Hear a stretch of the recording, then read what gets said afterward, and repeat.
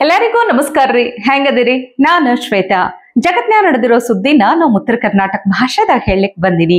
ಮಸ್ತ್ ಚಾ ಕುಡ್ಕೋತ ಖಡಕ್ ಮಿರ್ಚಿ ಮಂಡಕ್ಕಿ ನೋಡ್ರಿ. ನೋಡಿ ಕುಂದ್ರಬೇಡ್ರಿ. ಮತ್ತ ನಮ್ಮೆಲ್ಲಾ ವಿಡಿಯೋಸ್ಗಳನ್ನ ಲೈಕ್ ಮಾಡ್ರಿ. ನಿಮ್ಗೇನ್ ಅನಿಸ್ತದ ಕಮೆಂಟ್ ಮಾಡ್ರಿ. ನಿಮಗ್ ಗೊತ್ತಿದವ್ರಿಗೆಲ್ಲ ಶೇರ್ ಮಾಡ್ರಿ. ಇನ್ನು ನಮ್ಮ TV Vikrama digital channel subscribe ಮಾಡುವುದಂತೂ ನೆನಪಾರ್ಬೇಡ್ರಿ. ಹಿಂಗೆ ನಮ್ಮ ಮಾಧ್ಯಮ ಸ್ನೇಹಿತರೊಬ್ರು ಪ್ರೀತಮ್ ಕೆಮ್ಮಾಯಿ ಅನ್ನುವಂಥವ್ರು ಹಾಕಿದ್ದಂಥ ಪೋಸ್ಟ್ ನೋಡಿ ಹಿಂಗೆಲ್ಲ ಆಗ್ತದ ಅಂತ ಅನಿಸ್ಬಿಡ್ತು. ಅದಕ್ಕೆ ನಿಮ್ ಜೊತೆ ಹಂಚ್ಕೋಬೇಕು ಅಂತ ಅನಿಸ್ತು. ಯಾಕಂದ್ರೆ ಅವರಿಗಾದಂತಹ ಅನುಭವನ ನೋಡಿ ನಿಮ್ಮಲ್ಲೂ ಬಹಳಷ್ಟು ಪ್ರಶ್ನೆಗಳು ಹುಡ್ಕೊಳ್ಬಹುದು. ಫಸ್ಟಿಗೆ 122 ರೂಪಾಯಿಗೆ ಸಿದ್ದರಾಮಯ್ಯ ಸರ್ಕಾರ ಬಿದ್ದು ಹೋಗುತ್ತಾ ಅನ್ನುವಂಥ ಪ್ರಶ್ನೆಯೊಂದಿಗೆ ಪೋಸ್ಟ್ ಹಾಕ್ಯಾರ. ನಾನು ಯಾವತ್ತೂ ಫೇಸ್ಬುಕ್ ನಲ್ಲಿ ಸಮಸ್ಯೆಗಳ ಬಗ್ಗೆ ಬರೆದವನೇ ಅಲ್ಲ. ಯಾವುದೇ ಸರ್ಕಾರಗಳಿಗೆ ಹೊಗಳಿದವನೂ ಅಲ್ಲ, ಬೈದವನೂ ಅಲ್ಲ. ನಾನು ದುಡಿದರೆ ನನ್ನ ಜೀವನ ಅಂದುಕೊಂಡು ಬದುಕುತ್ತಿರುವವನು ನಾನು. ಇವತ್ತು ಬರಿಲೇಬೇಕು ಅನ್ನಿಸಿ ಬರಿತಿದ್ದೇನೆ. ಯಾಕಂದ್ರೆ ಇದು ನನಗೊಬ್ಬನಿಗೆ ಆಗಿರೋ ಹಿಂಸೆ ಅಲ್ಲ, ನನ್ನಂಥ ಮಧ್ಯಮ ವರ್ಗದ ಲಕ್ಷ ಲಕ್ಷ ಕುಟುಂಬಗಳಿಗೆ ಕರ್ನಾಟಕದಲ್ಲಿ ಆಗ್ತಿರೋ ಪ್ರಾಬ್ಲಮ್. ಏನಂತ ಹೇಳ್ತೀನಿ ಕೇಳ್ರಿ. ಫೆಬ್ರವರಿ 5ರ ಬೆಳಿಗ್ಗೆ ನಾನು ಊರಿಂದ ಕುಟುಂಬ ಸಮೇತ ಬೆಂಗಳೂರಿಗೆ ವಾಪಸ್ ಬಂದೆ. ಊರಲ್ಲಿ ತುರ್ತು ಇದ್ದುದರಿಂದ ಶನಿವಾರ ಸಂಜೆನೆ ನಾವು ಬೆಂಗಳೂರನ್ನ ಬಿಟ್ಟಿದ್ದೆವು. ಬೆಳಗ್ಗೆ 6:30ಕ್ಕೆ ಗಾಯತ್ರಿ ನಗರದ ನಮ್ಮ ಬಾಡಿಗೆ ಮನೆಗೆ ನಾವು ತಲುಪಿದೆವು. ಮಗನಿಗೆ ಸ್ಕೂಲು, ತಾವು ಆಫೀಸ್ಗೆ ಹೋಗೋದ್ರಿಂದ ಅದೇ ಆತುರದಲ್ಲಿ ಗೀಸರ್ ಆನ್ ಮಾಡಲು ನೋಡಿದ್ರೆ ಗೀಸರ್ ಆನ್ ಆಗ್ಲಿಲ್ಲ. ಲೈಟ್ ಹಾಕಿ ನೋಡಿದ್ರೆ ಕರೆಂಟೇ ಇರ್ಲಿಲ್ಲ. ಆಯ್ತು, ಪಕ್ಕದ ಮನೆಯಲ್ಲಿ ಕರೆಂಟ್ ಇತ್ತು. ಮೇನ್ ಸ್ವಿಚ್ ಟ್ರಿಪ್ ಆಗಿರಬಹುದು ಅಂತ ಹೇಳಿ ಚೆಕ್ ಮಾಡಲು ಹೋದ್ರವಾಗ ಫ್ಯೂಸ್ ಕಿತ್ತು ಬಿಟ್ಟಿದ್ರು. ಓನರ್ಗೆ ಫೋನ್ ಮಾಡಿ ಕೇಳಿದ್ರೆ ಅವರಿಗೂ ಗೊತ್ತಿಲ್ಲ ಅಂತಂದ್ರು. ಅವರು ಇರೋದು 1ನೇ ಮಹಡಿಯಲ್ಲಿ, ನಾವಿರೋದು 3ನೇ ಮಹಡಿಯಲ್ಲಿ ಅಂತ ಬರ್ಕೊಂಡಾರೆ ಇವರು. ಒಟ್ಟಿನಾಗ ಎಷ್ಟು ಗದ್ಲೆದ್ದನ್ ನೋಡ್ರಿ ನೀವು. ಕರೆಂಟ್ ಇಲ್ಲಾರ್ದು ಮನೆಯಲ್ಲಿ ಪವರ್ ಇಲ್ದೆ ಫ್ರಿಡ್ಜ್ ಐಸ್ ಎಲ್ಲ ಕರಗಿ ನೀರು ಅಡುಗೆ ಮನೆ ದಾಟಿ ಹಾಲ್ ತುಂಬಾ ತುಂಬಿಕೊಂಡಿತ್ತು. ಅದು ಅಂಟು ಬೇರೆ. ಅದನ್ನ ಕ್ಲೀನ್ ಮಾಡೋದು ಯಮನಿಗೆ ಪ್ರೀತಿ. ಬಟ್ಟೆ, ಮ್ಯಾಟ್, ಸೋಫಾಗಳೆಲ್ಲ ಒದ್ದೆ ಆಗ್ಬಿಟ್ಟಿದ್ವು. ಫ್ರಿಡ್ಜ್ ಅಲ್ಲಿಟ್ಟ ಮೊಸರು, ಮಜ್ಜಿಗೆ, ತರಕಾರಿ ಎಲ್ಲಾ ಕೆಟ್ಟೋಗಿತ್ತು. ಅದಕ್ಕಿಂತಲೂ ಮುಖ್ಯ ಅಂದ್ರ ಅಕ್ವೇರಿಯಂ ನಲ್ಲಿದ್ದ ಮೀನುಗಳು ಆಕ್ಸಿಜನ್ ಇಲ್ದೆ ಸತ್ ಹೋಗಿದ್ವು. ಕ್ಲೀನ್ ಮಾಡಿ ಮುಗಿಸುವಷ್ಟರಲ್ಲಿ ಚಾರ್ಜ್ ಇಲ್ದೆ ಇರೋ ಮೊಬೈಲ್ ಕೂಡ ಸ್ವಿಚ್ ಆಫ್ ಆಗ್ಬಿಡ್ತು. ಹಂಗೂ ಹಿಂಗೂ 10 ಗಂಟೆಗೆ ರಾಮಮೋಹನಪುರ ಬೆಸ್ಕಾಂ ಆಫೀಸ್ಗೆ ಹೋಗಿ ಕೇಳಿದೆ. ಅವರು ಕೊಟ್ಟ ಉತ್ತರದಿಂದ ನಾನು ಅಕ್ಷರಶಃ ರೊಚ್ಚಿಗೆದ್ದು ಕೂಗಾಡಿದೆ. ಇಷ್ಟೆಲ್ಲಾ ಕಥೆಗೂ ಸಿದ್ದರಾಮಯ್ಯ ಸರ್ಕಾರಕ್ಕೂ ಏನು ಸಂಬಂಧ ಅಂತ ಕೇಳ್ತಿದ್ದೀರಾ? ಮುಂದದ ನೋಡ್ರಿ ಕಥೆ. ಫೆಬ್ರವರಿ 2ನೇ ತಾರೀಕು ಕರೆಂಟ್ ಬಿಲ್ ಕೊಡೋಕೆ ಮೀಟರ್ ರೀಡರ್ ಬಂದಿದ್ನಂತ. ಏನಾಗಿದೆ, ಲಾಸ್ಟ್ ಮಂತ್ ಕಟ್ಟಿಲ್ಲ ಅಂತ ಫ್ಯೂಸ್ ಕಿತ್ಕೊಂಡು ಹೋಗ್ಬಿಟ್ಟಾರ. ಅಲ್ಲಿಗೆ ನಮ್ಮ ಮನೆಗೆ ಕರೆಂಟ್ ಇಲ್ದೆ 3 ದಿನಗಳಾಗಿವೆ. ಯಾವ ಫ್ರಿಡ್ಜ್ ಉಳಿಯತ್ತೆ, ಯಾವ ಮೀನುಗಳು ಬದುಕುತ್ತವೆ ಹೇಳಿ?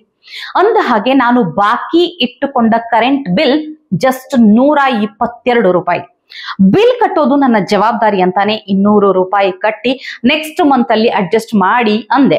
ಬಿಲ್ ರಿಸಿಪ್ಟ್ ಕೊಟ್ಟು ನೀವು ರಾಜಾಜಿನಗರದ ಬೆಸ್ಕಾಂ ಆಫೀಸ್ಗೆ ಹೋಗಿ ರೀಕನೆಕ್ಷನ್ಗೆ ಅಪ್ಲಿಕೇಶನ್ ಕೊಡಿ ಅಂತಂದ್ರು. ನಾನು ಫುಲ್ ಕೆರಳಿದೆ. 3 ವರ್ಷದಿಂದ ಅದೇ ಮನೆಗೆ ನಿಯತ್ತಿನಿಂದ ಬಿಲ್ ಕಟ್ಟಿದ್ದೀನಿ. 700, 900ವರೆಗೆ ಬಿಲ್ ಬಂದಾಗಲೂ ಉಳಿಸಿಕೊಂಡಿರಲಿಲ್ಲ. ಇದು ಬೇರೆ ಆರ್ಡರ್ ಅಂತೆ. ಬಿಲ್ ಕಟ್ಟಿಲ್ಲ ಅಂದ್ರೆ ಫ್ಯೂಸ್ ಕಿತ್ಕೊಂಡು ಬಂದು ಬುದ್ಧಿ ಕಲಿಸಿ ಅಂತ ಮೇಲಿನಿಂದ ಆರ್ಡರ್ ಬಂದಿದೆಯಂತೆ.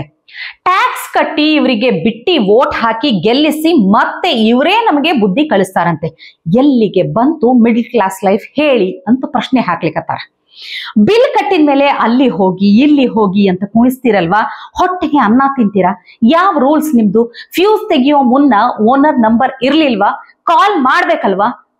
ಕೆಳಗಿನ ಮನೆಯಲ್ಲಿ ಇರೋರಿಗೆ ಅದು ಇನ್ಫಾರ್ಮ್ ಮಾಡ್ದೇನೆ ಈ ತರ ಫ್ಯೂಸ್ ಕಿತ್ಕೊಂಡು ಹೋಗಿದ್ದಾರೆ ಅಂದ್ರೆ ಬಹಳ ಸಿಟ್ಟಿಗೆ ಬಂದ್ಬಿಟ್ಟಾರ ಅವರು. ಇದನ್ನವರು ಇಲ್ಲಿಗೆ ಬಿಡ್ಲಿಲ್ಲ. ಬನ್ನಿ, ನಿಮ್ದೇ ಡಿವಿಷನ್ ಅಲ್ಲಿರೋ ರಾಜಾಜಿನಗರ ಇಂಡಸ್ಟ್ರಿಯಲ್ ಏರಿಯಾ ಕರ್ಕೊಂಡು ಹೋಗ್ತೀನಿ. ಲಕ್ಷ ಲಕ್ಷ ಬಿಲ್ ಪೆಂಡಿಂಗ್ ಇಟ್ಟಿರುವಂತ ಉದ್ಯಮಿಗಳ ಫ್ಯೂಸ್ ಮುಟ್ತೀರಾ? ತಾಕತ್ತಿದ್ಯಾ ನಿಮಗೆ ಅಂತ ಹೇಳಿ ಅವ್ರು ಪ್ರಶ್ನೆ ಹಾಕ್ಯಾರ. ಅಷ್ಟೇ ಅಲ್ಲ, ನಾನು ರಾಜಾಜಿನಗರಕ್ಕೆ ಹೋಗಲ್ಲ, ಬೇಕಿದ್ರೆ ಕನ್ಸ್ಯೂಮರ್ ಕೋರ್ಟ್ಗೆ ಹೋಗ್ತೀನಿ, AEE ನಂಬರ್ ಕೊಡಿ ಅಂತ ಕೇಳಿದ್ರು. ಅಲ್ಲಿ ನಂಬರ್ ಕೊಡ್ಬೇಕು, ನೋಟ್ ಮಾಡ್ಕೊಳ್ಬೇಕು ಅಂದ್ರೆ ಅವರು ಒಂದು ಪೆನ್ನು ಕೂಡ ಕೊಡ್ಲಿಲ್ಲ ಅಂತ. ನೋಡ್ರಿ ಹೆಂಗದ ಕಥೆಯವ್ರದ್ದು. ಅಷ್ಟರಲ್ಲಿ ಈ ಮ್ಯಾಟರ್ AEಗೆ ಹೋಗಿತ್ತು. ಅವರು ಆಫೀಸ್ಗೆ ತಲುಪಿದ್ರು. ನಾನು ಬೆಳಗಿನಿಂದ ಆಗಿರೋ ಮಾನಸಿಕ ಹಿಂಸೆ, ಆಗಿರೋ ಲಾಸ್ ಎಲ್ಲವನ್ನು ವಿವರಿಸಿದೆ. ಯಾರಿಗಾದ್ರೂ ಇನ್ಫಾರ್ಮ್ ಮಾಡ್ಬೇಕಲ್ಲ ಅಂತ ಪ್ರಶ್ನೆ ಮಾಡಿದೆ. ಅವರು ಇನ್ಫಾರ್ಮ್ ಮಾಡ್ದೇನೆ ಈ ರೀತಿ ಫ್ಯೂಸ್ ತೆಗೆದು ಹೋಗಿದ್ದಾರೆ ಅನ್ನೋದು ಗೊತ್ತಾಯ್ತು. ಅಲ್ಲ, ಇವ್ರು ಕೇಳ್ತಾ ಇದಾರೆ ಸಿಂಪಲ್ ಆಗಿ, ನೇಣು ಹಾಕುವಾಗ್ಲಾದ್ರೂ ನಿನ್ನ ಕೊನೆಯ ಆಸೆಗೆ ಏನು ಅಂತ ಕೋರ್ಟ್ ಕೇಳ್ತೈತಿ, ಅಟ್ ಲೀಸ್ಟ್ ಬಿಲ್ ಕಟ್ತೀರಾ ಅಂತ ಕೇಳೋಕ್ಕೂ ನಿಮ್ ಸರ್ಕಾರ ಬಿಡಲ್ವಾ ಅಂತ ಕೇಳಿದ್ರಿ ಇವ್ರು. ಫ್ಯೂಸ್ ತೆಗೆದು 3 ದಿನ ಆದ್ರೂ ಕಂಪ್ಲೇಂಟ್ ಬಂದಿಲ್ಲ ಅಂದ್ರೆ ಏನೋ ಪ್ರಾಬ್ಲಮ್ ಆಗಿದೆ, ಓನರ್ಗೆ ಹೇಳಬೇಕು ಅನ್ನೋ ಕನಿಷ್ಠ ಸೆನ್ಸ್ ಕೂಡ ನಿಮ್ಮ ಡಿಪಾರ್ಟ್ಮೆಂಟ್ಗೆ ಇಲ್ವಾ? ಮನುಷ್ಯರ ನೀವು ಅಂತ ಕೇಳಿದೆ. ಇಷ್ಟೆಲ್ಲ ಕೇಳದ್ಮೇಲೆ ಅವರ ನೈತಿಕತೆಯ ಪಾಯಿಂಟ್ಸ್ ಅವರಿಗೆ ಕರೆಕ್ಟ್ ಅನಿಸ್ತು. ಮೀಟರ್ ರೀಡರ್ಗೆ ಫೋನ್ ಮಾಡಿ ಕೇಳಿದ್ರು, ಅವರು ಹಿಂಗೆ ಇನ್ಫಾರ್ಮ್ ಮಾಡದೆ ತೆಗ್ದಿದಾರ ಅನ್ನೋದು ಗೊತ್ತಾಯ್ತು. ಮತ್ತೆ ಮುಂದುವರೆದು ಬರ್ದಾರ, ಇಷ್ಟೆಲ್ಲ ಆಗಿದ ಮೇಲೆ ನನ್ನಲ್ಲಿ ಉಳಿದಿರೋ ಪ್ರಶ್ನೆಗಳನ್ನ ಸಾರ್ವಜನಿಕರ ಚರ್ಚೆಗೆ ಇಡ್ತಾ ಇದ್ದೇನೆ. ಇಷ್ಟೆಲ್ಲ ಮಾನಸಿಕ ಹಿಂಸೆಯನ್ನ ಒಬ್ಬ ಜನಸಾಮಾನ್ಯವಾಗಿ ಕೇವಲ 122 ರೂಪಾಯಿಗೆ ಅನುಭವಿಸಬೇಕಿತ್ತ ಎನ್ನುವಂತಹ ಪ್ರಶ್ನೆ. ಇನ್ನು ಜಸ್ಟ್ 122 ರೂಪಾಯಿಗೆ ನಮ್ಮ ಮನೆಯಲ್ಲಿದ್ದ ನಿರಪರಾಧಿ ಮೀನುಗಳು ಸಾಯ್ಬೇಕಿತ್ತ? ನಮ್ಮ ಪ್ರೀತಿಯ ಮೀನುಗಳನ್ನ ಅವರು ವಾಪಸ್ ಕೊಡ್ತಾರ? ಬಹಳ ನೋವಿನಿಂದ ಬರ್ಕೊಂಡಾರ ಅವರು. ನಾನು ಬಾಕಿ ಇಟ್ಟ ಬಿಲ್ ಬಡ್ಡಿ ಸಹಿತ ತಕ್ಷಣ ಕಟ್ಟಿದ್ದೇನೆ. ನನಗೆ ಬೆಳಿಗ್ಗೆ 5 ಗಂಟೆಗಳ ಕಾಲ ಹಿಂಸೆ ಕೊಟ್ಟ ಬೆಸ್ಕಾಂನವರು ನನಗೆ ಕಾಂಪೆನ್ಸೇಟ್ ಮಾಡ್ತಾರಾ ಅಂತ ಪ್ರಶ್ನೆ ಹಾಕ್ಯಾರ. ಅಕಸ್ಮಾತ್ ನಾನು ಬರೋದು 2 ದಿನ ತಡವಾಗಿದ್ರೆ, ಬೇರೇನಾದ್ರೂ ಅನಾಹುತವಾಗಿರುತ್ತಿದ್ರೆ ಯಾರು ಹೊಣೆ ಹೊತ್ಕೊಳ್ತಿದ್ರು? ಹೌದಿಲ್ ಹೇಳ್ರಿ. ಅಷ್ಟೇ ಅಲ್ಲ, ಅಕಸ್ಮಾತ್ ನಮ್ಮ ಮನೆಯಲ್ಲಿ ವಯಸ್ಸಾದವರನ್ನ ಬಿಟ್ಟು ನಾವು ಹೊರಗೆ ಹೋಗಿದ್ದಾಗ ಈ ರೀತಿ ಆಗಿರುತ್ತಿದ್ರೆ ಅವರ ಕಥೆ ಏನಾಗ್ತಿತ್ತು? ಅದೆಲ್ಲಾ ಹೋಗ್ಲಿ, ಈ ಮೇಲಿನವರು ಅಂದ್ರೆ ಯಾರು ಆರ್ಡರ್ ಮಾಡ್ಯಾರಲ್ಲ ಅವ್ರ ಬಗ್ಗೆ ಹೇಳಿಕತ್ತಾರ. ಆರ್ಡರ್ ಮಾಡಿದವರು ಯಾರು? ಸಾವಿರಾರು ಕೋಟಿ ಫ್ರೀ ಕರೆಂಟ್ ಕೊಡ್ತೀವಿ ಅಂತ ಭಾಷಣ ಮಾಡಿದ DKC ಅವರ? ಬಜೆಟ್ ಅಲ್ಲಿ ಅಮೌಂಟ್ ಪಾಸ್ ಮಾಡಿದ CM ಸಿದ್ದರಾಮಯ್ಯನವರ? ಗೃಹ ಜ್ಯೋತಿ ಜಾರಿ ಮಾಡಿರೋ KJ ಜಾರ್ಜ್ ಅವರ? ಯಾರು ಹೇಳ್ರಿ ಇದಕ್ಕೆ ಉತ್ತರ ಅದನ? ಮಹದೇವಪ್ಪಂಗೂ ಫ್ರೀ, ಕಾಕಾ ಪಾಟೀಲ್ಗೂ ಫ್ರೀ ಕರೆಂಟ್ ಕೊಡ್ತಿರೋ ಸರ್ಕಾರಕ್ಕೆ ನನ್ನ 122 ರೂಪಾಯಿ ದೊಡ್ಡ ಹೊರೆಯಾಗಿ ಹೋಯ್ತಾ ಅಂತ ಕೇಳಿಕತ್ತಾರ ಅವರು. ಮಾಧ್ಯಮ ಸ್ನೇಹಿತರು ಅಂತ ಹೇಳಿದ್ರೆ ಅದಕ್ಕೆ ಹಾಕೊಂಡಾರ ಅವರು. ನಮ್ಮನ್ನೇ ಇಷ್ಟ ಆಟ ಆಡಿಸಿದವರು, ಮಾತಾಡಲು ಧೈರ್ಯ ಇಲ್ಲದವರು ಹೋಗಿದ್ರೆ ಅವರನ್ನ ಆಫೀಸಿಂದ ಆಫೀಸಿಗೆ ಅಲೆದಾಡಿಸಿ ಖರ್ಚಿಗೆ ತಗೊಳ್ಳದೆ ಫ್ಯೂಸ್ ಹಾಕ್ತಿದ್ರ? ಬೆಸ್ಕಾಂ ಇರೋದು ಸರ್ವಿಸ್ ಕೊಡೋಕ ಅಥವಾ ಬಡ್ಡಿ ವಸೂಲಿ ಮಾಡೋರ ರೀತಿ ಫ್ಯೂಸ್ ಕಿತ್ತು ರೌಡಿಸಂ ಮಾಡೋಕ? ನೋಡ್ರಿ, ಫ್ಯೂಸ್ ಡಿಸ್ಕನೆಕ್ಟ್ ಮಾಡ್ಲಿಕ್ಕೆ ಅವ್ರಿಗೆ ಅಭ್ಯಂತರ ಇರ್ಲಿಲ್ಲ. ಆದ್ರೆ ಅಟ್ಲೀಸ್ಟ್ ಅಬ್ಜೆಕ್ಷನ್ ಇರೋದು ಏನಂದ್ರ ಅವ್ರ ಗಮನಕ್ಕೂ ತರಲಾರ್ದೆ ಡಿಸ್ಕನೆಕ್ಟ್ ಮಾಡಿದ್ದಕ್ಕೆ ಅವ್ರು ಇಷ್ಟು ರೊಚ್ಚಿಗಿದ್ದಾರ. ಅವ್ರು ಅನುಭವಿಸಿದಂತ ನೋವು ಇಲ್ಲಿ ಗೊತ್ತಾಗ್ತದೆ. ನಾನೇನು ಟ್ಯಾಕ್ಸ್ ಕಳ್ಳನ? ನಮ್ಮ ಟ್ಯಾಕ್ಸ್ ಕಟ್ಟಿಸಿಕೊಂಡೇ ಉಳಿದ ಸಂಬಳ ಕೊಡ್ತಿರೋ ಸರ್ಕಾರಕ್ಕೆ ಇಷ್ಟೂ ತಲೆ ಬೇಡವಾ? ನಮ್ಮಂತೆ 10 ರೂಪಾಯಿ 50 ರೂಪಾಯಿ ಬಾಕಿ ಇಟ್ಕೊಂಡವರು ಅನ್ನೋದಕ್ಕಿಂತ ಬಾಕಿಯಾಗಿ ಉಳಿದದ ಏನೋ ತುರ್ತು ಕೆಲಸ ಬಿಲ್ ಕಟ್ಟೋದು ಮರ್ತ್ ಹೋಗ್ಯದ. ಹಿಂಗ್ ಫ್ಯೂಸ್ ಕಿತ್ಕೊಂಡು ಬರುವಂತಹ ಸರ್ಕಾರಕ್ಕೆ ಬದುಕೋ ಅರ್ಹತೆ ಇದೆಯಾ ಅನ್ನುವಂತಹ ಪ್ರಶ್ನೆ ಹಾಕ್ಯಾರ. ನಾವು ಕಟ್ಟೋ ಟ್ಯಾಕ್ಸ್ ಅಲ್ಲಿ ಸಂಬಳ ಎಣಿಸ್ತಿರೋ ಬೆಸ್ಕಾಂ ಸಿಬ್ಬಂದಿ ಮನುಷ್ಯರಂತೆ ವರ್ತಿಸೋದು ಯಾವಾಗ? ನಾನೇನು ವರ್ಷಗಟ್ಟಲೆ, ಸಾವಿರಗಟ್ಟಲೆ, ಲಕ್ಷಗಟ್ಟಲೆ ಬಿಲ್ ಬಾಕಿ ಇಟ್ಟಿದ್ನ? 13 ದಿನ ತಡವಾಗಿದ್ದಕ್ಕೆ ಇಷ್ಟು ದೊಡ್ಡ ಶಿಕ್ಷೆನ? ನಾನು ಏನ್ ಪಾಪ ಮಾಡಿದ್ದೇನೆ ಸಿದ್ದರಾಮಯ್ಯನವರೇ ಅಂತ ಪ್ರಶ್ನೆ ಹಾಕ್ಲಿಕ್ಕತ್ತಾರ. ಇದು ಅವ್ರ ತನಕ ತಲುಪಬೇಕು. ಕ್ರೆಡಿಟ್ ಕಾರ್ಡ್ ಬಿಲ್ ಕಟ್ಟಿಸಿಕೊಳ್ಳೋಕೆ ಮಿನಿಮಮ್ 20 ಸರ್ತಿ ರಿಮೈಂಡರ್ ಕಾಲ್ ಮಾಡ್ತಾರೆ. ಈ ಬೇರೆ ಯಾವ್ದಾದ್ರು EMI ಅಥವಾ ಡೆಬಿಟ್ ಆಗೋದಿತ್ತಂದ್ರೆ ಮುನ್ನ ಮೆಸೇಜ್ ಹಾಕಿ ಅಕೌಂಟ್ ನಲ್ಲಿ ಹಣ ಇಟ್ಟಿರಿ ಅಂತ ಹೇಳ್ತಾರೆ. ಆದ್ರೆ ಬಿಸ್ನೆಸ್ ಮಾಡುವಂತ ಅವರಿಗೆ ಇರೋ ಕಾಳಜಿ ಸೇವೆ ಮಾಡೋ ಬೆಸ್ಕಾಂಗೆ ಇಲ್ವಾ ಅನ್ನುವಂಥ ಪ್ರಶ್ನೆ, ಗಂಭೀರವಾದ ಪ್ರಶ್ನೆ ಹಾಕ್ಲಿಕ್ಕತ್ತಾರ. ಇಷ್ಟೆಲ್ಲ ಆದ್ಮೇಲೆ ಕಟ್ಟ ಕಡೆಯ ಪ್ರಶ್ನೆ ಏನಂದ್ರ, ಸಿದ್ದರಾಮಯ್ಯನವರೇ ಹೀಗೆ ಇಷ್ಟು ಚಿತ್ರ ಹಿಂಸೆ ಕೊಟ್ಟು ನಮ್ಮನ್ನ ಮೆಂಟಲ್ ಮಾಡಿಸಿ, ಆಫೀಸಿಗೆ ರಜೆ ಹಾಕಿಸಿ, ಬೆಸ್ಕಾಂಗೆ ಅಲೆದಾಡಿಸಿ 122 ರೂಪಾಯಿ ಕಟ್ಟಿಸಿಕೊಳ್ಳದೆ ಇದ್ರೆ ನಿಮ್ಮ ಸರ್ಕಾರ ಬಿದ್ದು ಹೋಗುತ್ತಾ? 122 ರೂಪಾಯಿಯನ್ನ 15 ದಿನ ಸಹಿಸಿಕೊಳ್ಳಕ್ಕಾಗದಷ್ಟು ದಿವಾಳಿ ಎದ್ದು ಹೋಗಿದ್ರೆ ನಿಮಗೆ ಫ್ಯೂಸ್ ಕಿತ್ತುಕೊಳ್ಳೋ ಅರ್ಹತೆ ಅಷ್ಟೇ ಅಲ್ಲ, ಸರ್ಕಾರ ನಡೆಸುವ ಯೋಗ್ಯತೆಯೂ ಇಲ್ಲ ಅಂತ ಅಷ್ಟ ಖಾರವಾಗಿ ಹಾಕಿದ್ದಾರೆ. ಅಧಿಕಾರ ಶಾಶ್ವತ ಅಲ್ಲ, ಯಾರನ್ನೋ ಮೆಚ್ಚಿಸಲು ಉಳಿದವರಿಗೆ ನರಕ ತೋರಿಸಿ ಮೆಂಟಲ್ ಮಾಡಬೇಡಿ. ಇದ್ಯಾವುದು ಸರ್ಕಾರದ ಗಮನದಲ್ಲಿ ಇಲ್ಲ ಅಂದ್ರೆ ಇವತ್ತೇ ವ್ಯವಸ್ಥೆ ಬದಲಾಯಿಸಿ ಅಂತ ಹಾಕ್ಯಾರ. ಖರೆ ಅದ, ವ್ಯವಸ್ಥೆ ಬದಲಾಗಬೇಕು. ಒಬ್ಬ ಸಾಮಾನ್ಯರು ಇಷ್ಟು 122 ರೂಪಾಯಿ ಕಟ್ಲಿಕ್ಕೆ ಆಗ್ಲಾರ್ದಕ್ಕೆ ಇಷ್ಟೆಲ್ಲ ಅನುಭವಿಸ್ಬೇಕು ಅಂದ್ರೆ ವಿಚಾರ ಮಾಡ್ಬೇಕು. ಇನ್ನು ವ್ಯವಸ್ಥೆ ಅಂದ ಕೂಡಲೇ ನೆನಪಾಯ್ತು ನೋಡ್ರಿ, ಈಗ ಫೆಬ್ರವರಿ ನಡೆದದಪ್ಪ. ಹದಿಹರೆಯದ ಯುವಕರಷ್ಟೇ ಅಲ್ಲ, ಈಗೀಗೆಲ್ಲ ವಯಸ್ಸಾದವ್ರ ಜೋಶ್ನು ಭಾರಿ ಇರ್ತದ. ಈ ವ್ಯಾಲೆಂಟೈನ್ ವೀಕ್ ಅಂತ ಮಾಡ್ತಾರ. Rose day, propose day, promise day, hug day, ಏನೋ 101 ಡೇಗಳದಾವ್. ಆದ್ರ ನಮ್ಮ ರಾಜ್ಯದಲ್ಲಿನ ಈಗಿನ ಪರಿಸ್ಥಿತಿಯನ್ನ ನೋಡಿದಾಗ ಮುಂದೊಂದು ದಿನ ಇಂಥದ್ದು ಒಂದು ದಿನಾನ ನಾವು ಆಚರಿಸೋದು ಬಂದ್ರ ಆಶ್ಚರ್ಯ ಪಡಬೇಕಾಗಿಲ್ಲ. ಇಂಥದ್ದು ಒಂದು ಡೇ ಬಂದ್ರು ಏನ್ ಗಾಬರಿ ಆಗ್ಲಿಕ್ಕೆ ಹೋಗ್ಬೇಡ್ರಿ. ಅದು ಯಾವ ದಿನ ಅಂತ ಹೇಳಿ ನೋಡ್ರಿ ನೀವೇ.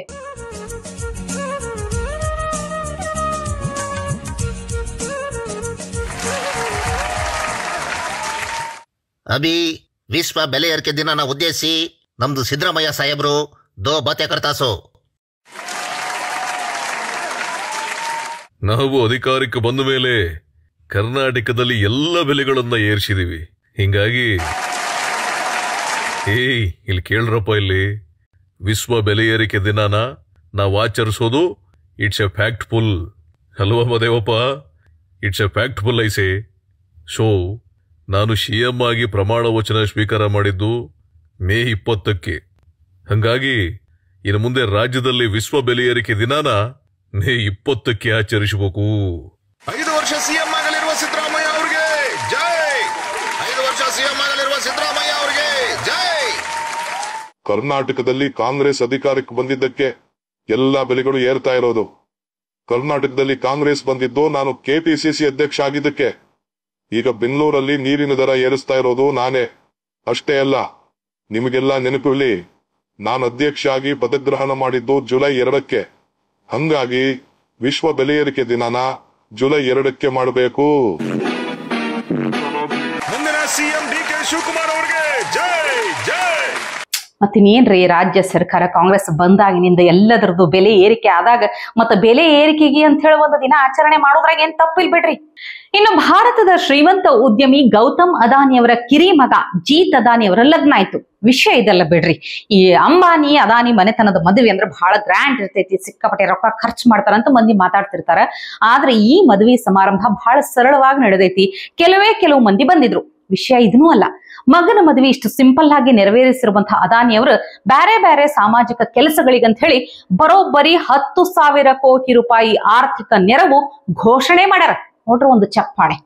ಗೌತಮ್ ಅದಾನಿ ಇವ್ರ 10,000 ಕೋಟಿ ರೊಕ್ಕದಾಗ ಏನ್ ಮಾಡ್ಬೇಕಂದ್ರ ಸಾಮಾನ್ಯ ಮಂದಿಗೆ ಕೈಗೆಟುಕುವಂತಹ ದರದಾಗ ಈ ದೊಡ್ಡ ದೊಡ್ಡ ದವಾಖಾನೆ ಆಗಿರಬಹುದು, ಮೆಡಿಕಲ್ ಕಾಲೇಜ್ ಆಗಿರಬಹುದು, ಸ್ಕೂಲ್ ಆಗಿರಬಹುದು, ಉದ್ಯೋಗ ಅವಕಾಶಗಳಾಗಿರಬಹುದು, ಜಾಗತಿಕ ಕೌಶಲ್ಯ ನೀಡುವಂತಹ ಸಂಸ್ಥೆಗಳ ಸ್ಥಾಪನೆಗಾಗಿರ್ಬಹುದು, ಇದೆಲ್ಲದಕ್ಕೂ ಅವರು 10,000 ಕೋಟಿಯಷ್ಟು ರೊಕ್ಕ ಮೀಸಲಿಟ್ಟಾರಂತ.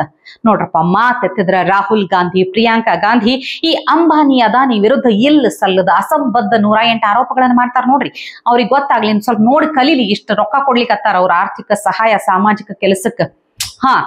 ರಾಹುಲ್ ಗಾಂಧಿ ಅಂದ ಕೂಡಲೇ ನೆನಪಾಯ್ತು ನೋಡ್ರಿ. ರಾಹುಲ್ ಗಾಂಧಿ ಅವ್ರದ್ದು ಒಂದು ಅದ್ಭುತವಾದ ಭಾಷಣ ನೋಡುವ ಮೂಲಕ ಈ ಸ್ಯಾಟರ್ಡೆ ಸ್ಪೆಷಲ್ ಮಿರ್ಚಿ ಮಂಡಕ್ಕಿ ಮುಗಿಸೋಣ. ಯಾಕಂದ್ರ ಇದನ್ನ ನೀವು ನೋಡಿದ್ರಿ ಅಂದ್ರೆ ಸ್ಯಾಟರ್ಡೆ ಅಷ್ಟೇ ಅಲ್ಲ, ಸಂಡೇನೋ ಫುಲ್ ಫನ್ ಡೇ ಆಗ್ಬಿಡ್ತದ. ನೋಡ್ರಿ ಒಂದ್ಸಲ. हजारों साल पहले एक युवा, 6-7 साल का युवा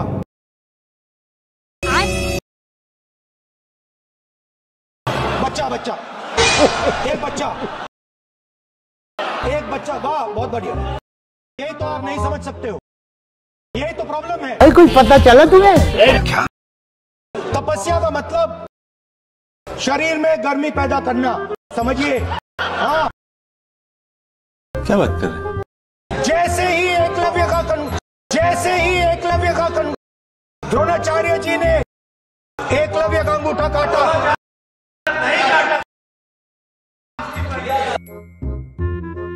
जाके ढूंढूंगा कि ये ज्ञान कहां से आता है, भाई कौन पढ़ा रहा है। ಶಭಾಷ್, 5-6 ವರ್ಷದ ಹುಡುಗ ಇವ್ರ ಪಾಲಿಗೆ ಯುವಕ ಅಂತ.